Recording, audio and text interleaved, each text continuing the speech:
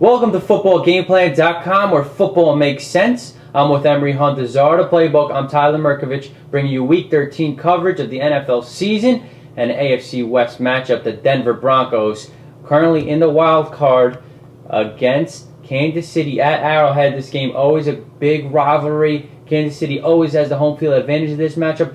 Denver coming around, no Sean Moreno.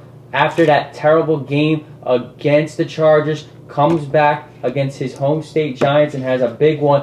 It opened the things up for Kyle Orton. If they can keep that passing game going, this team's going to be tough because the defense came around with defensive coordinator Mike Nolan calling the shots. Well, you look at what the Broncos want to do defensively. They want to get after Matt Cassel, disrupt him. Chargers were able to do so. Every team that beat the Chiefs so far has been able to get pressure on Matt Cassel and force him into some errant throws and turnovers. So that's going to be key. So that means the offensive line of the Chiefs, and how are they going to block Dumerville and company on that defensive front? Second, they're going to attack the Chiefs underneath passing the football. So you want to attack these guys short to intermediate. Don't work that short game. Work with the receivers and everything. Then you'll be able to take your shots deep. Third, I think the Chiefs will try to run the ball with Jamal Charles. He provides a spark, speedy guy, but Broncos can run the football.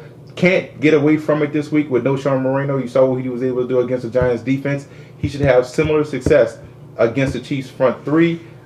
They need to run the football, stick with it. That secondary is getting chopped up by San Diego last week. They've let big plays, short plays, and third down conversion. It was all passing. I think San Diego had something like 18 passing first downs. Kansas City really needs to lock up that big, good core, talented core of Denver, and they really need to get pressure on Kyle Orton. Don't give him time to sit back there and pick them away. What are your keys to victory for KC? Well, the best way to slow down that fast break offense of the Broncos is to run the football. They really have to stay committed to it and have to stick with it. Do not operate out the spread. That's where the Broncos' strength. That means they can get after the quarterback. One less blocker for you to block Dumerville, so don't stay in the spread. Stay in double tight end sets to help yourself against that pressure, so they have to protect up front, number one. Two is running the football. I mentioned that mixed in with the first one. They have to make it a point to run the football this week with Jamal Charles. Third, you touched upon it. They do have to get pressure on Orton, because if not, Orton's going to find time, and you know those receivers can get deep